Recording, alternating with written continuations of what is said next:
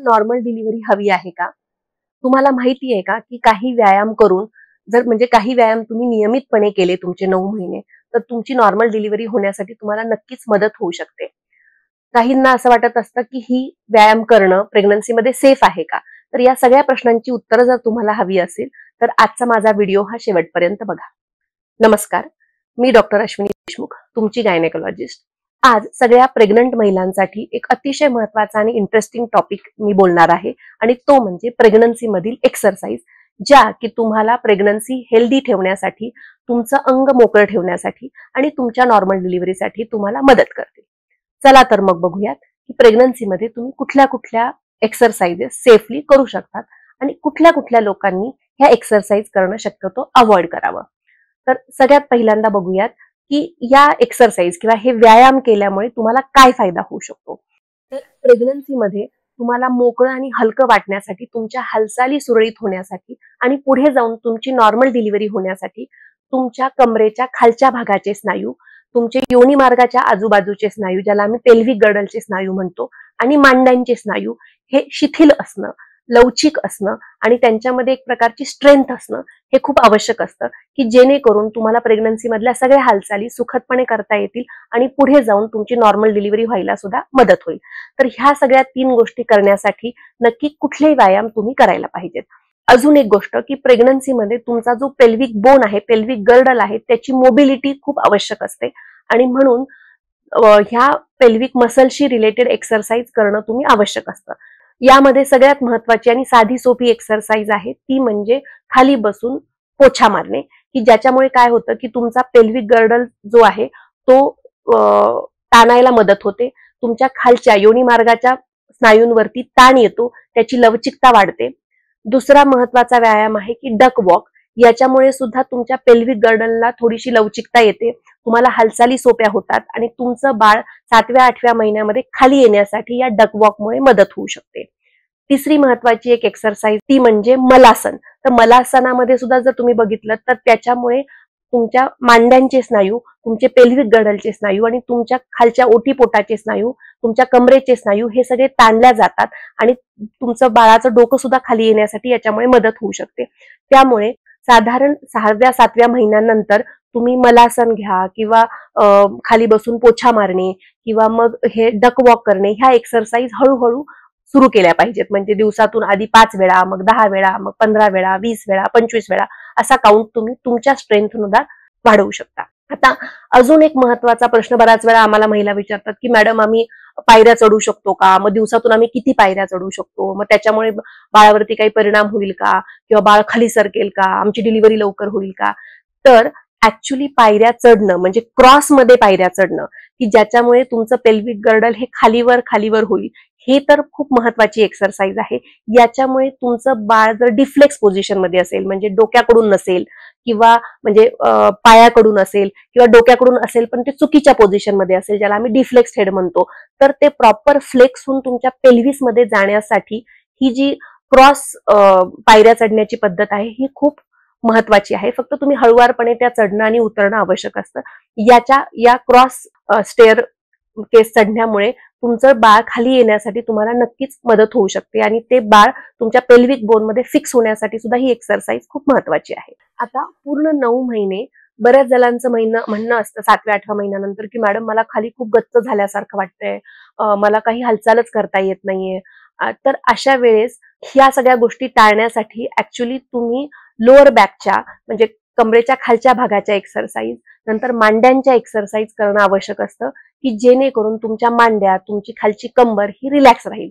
आणि या गोष्टीसाठी 2 महत्वाच्या एक्सरसाइज आहेत, जे म्हणजे चक्की आसन आपण ज्याला म्हणतो की 2 पाय बाजूला करून पुढे आणि मागे फिरणं, की ज्याच्यामुळे काय होतं की जो तुमचा कमरेचा खालचा भाग आहे आणि तुमच्या मांडी आहेत याचे स्नायू लवचिक होण्यासाठी आणि त्याची स्ट्रेंथ वाढण्यासाठी मदत होते.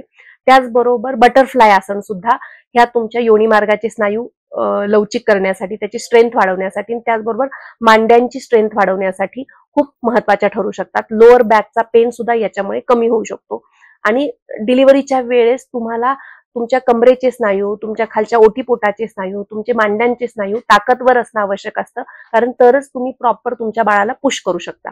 आणि म्हणून 6व्या, 7व्या, 8व्या महिन्यानंतर तुम्ही हे बटरफ्लाय आसन किंवा मग तुम्ही चक्की चालवण्याच्या एक्सरसाइज हे नक्की करायला पाहिजे. आता रुटीनली बऱ्याच महिला आम्ही आजकाल बघतो आणि त्यांच्या सासू किंवा त्यांच्या आई सुद्धा त्यांना प्रेग्नन्सीमध्ये अगदी खाली सुद्धा बसू देत नाही आणि त्यामुळे त्यांची जी लवचिकता आहे ती पूर्णपणे गेलेली असते. तर म्हणून मी तुम्हाला पहिलं सांगेल की तुम्ही एकतर तुमची घरातली सगळी कामं अगदी सेफली प्रेग्नन्सीमध्ये करू शकता आणि शक्यतो जी कामं आपण खाली फरशीवर बसून करू शकतो ती खाली बसूनच करण्याचा प्रयत्न करा. जसं की भाजी निवडणं असेल, जेवणं असेल, असं ज्या साध्या सुध्या गोष्टी आहेत त्या शक्यतो तुम्ही खाली बसून करण्याचा प्रयत्न करा की जेणेकरून तुमच्या कमरेचे स्नायू, तुमच्या मांड्यांचे स्नायू थोडे लवचिक राहतील. तुम्ही प्रत्येक वेळेस फक्त खुर्चीवर बसून सगळी कामं करत असाल तर तुम्ही स्टिफ होऊन जाल आणि डिलिव्हरीच्या वेळेस तुम्हाला ह्या सगळ्या स्नायूंची लवचिकता मिळणार नाही आणि त्यामुळे डिलिव्हरी व्हायला प्रॉब्लेम येऊ शकतो. आता बाळाचं डोकं खाली जाण्यासाठी आणि तुमच्या कमरेचे आणि मांड्यांचे स्नायू स्ट्रॉंग होण्यासाठी सगळ्यात महत्वाचं अजून एक व्यायाम आहे जो म्हणजे की स्टँडिंग स्क्वॅट आपण ज्याला म्हणतो. एकतर तुम्ही तो कुठल्या एखाद्या टेबलाचा आधार घेऊन पण करू शकता किंवा तुमची जर स्ट्रेंथ चांगली असेल तर विदाऊट आधाराचं सुद्धा तुम्ही ते करू शकता.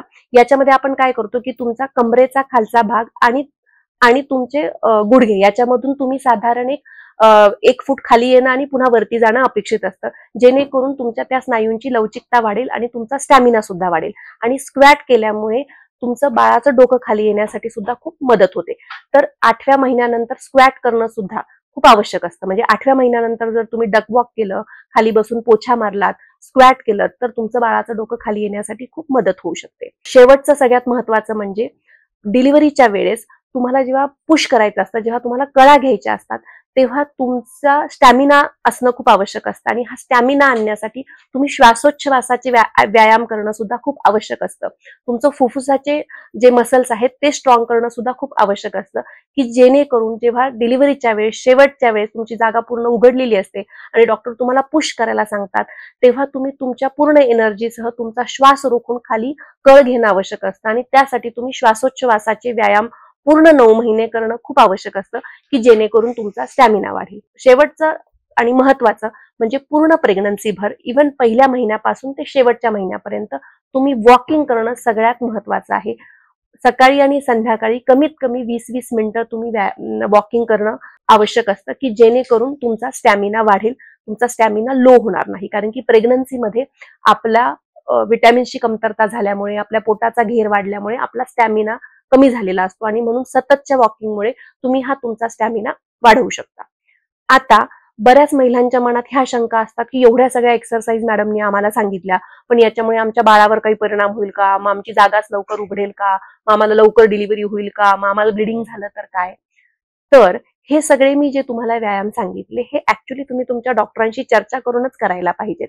जर तुमच्या आधी खूप गर्भपात झाले असतील, तुम्हाला प्रेग्नन्सीमध्ये सततचं ब्लिडिंग होत असेल, तुमची वर खालच्या बाजूला असेल म्हणजे गर्भपिशवीच्या खालच्या तोंडाशी तुमचा प्लॅसेंटा असेल किंवा तुमच्या गर्भपिशवीचं तोंड नाजूक असेल, त्याची लांबी कमी असेल, ज्याला आम्ही सर्व्हायकल लेंथ कमी आहे असं म्हणतो, त्यामुळे तुम्हाला गर्भपिशवीला टाका दिलेला असेल, सर्व्हायकल स्टिच दिलेला असेल, तुमचे पहिले 1 किंवा 2 जास्त सिझर झालेले असतील किंवा आता तुम्हाला खूप बीपी वाढलेला असेल तुमचा, म्हणजे तुम्हाला रक्तदाब असेल, तुम्हाला हृदयाचे काही आजार असतील, तर अशा वेळेस डॉक्टर तुम्हाला नक्कीच या एक्सरसाइज करायला सांगत नाहीत. मग अशा वेळेस फक्त तुम्ही सिंपल श्वासोच्छवासाचे व्यायाम आणि एक वॉकिंग एवढ्या एक्सरसाइज मात्र नक्की करू शकता, कारण ज्यामुळे तुम्ही पूर्ण 9 महिने तुमच्या सगळ्या हालचाली व्यवस्थित करू शकता आणि तुम्ही रिलॅक्स राहू शकता आणि तुमच्या नॉर्मल डिलिव्हरीसाठी सुद्धा तुम्हाला मदत होऊ शकते.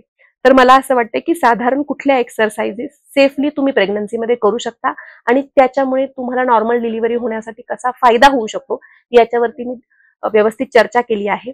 हा व्हिडिओ जर तुम्हाला आवडला असेल, माझा विषय तुम्हाला महत्त्वाचा वाटला असेल तर तुम्ही नक्कीच तुमच्या मित्रमैत्रिणींसोबत शेअर करा आणि आमचा चॅनल जर तुम्ही आतापर्यंत सबस्क्राईब केला नसेल तर तो नक्की करा. धन्यवाद.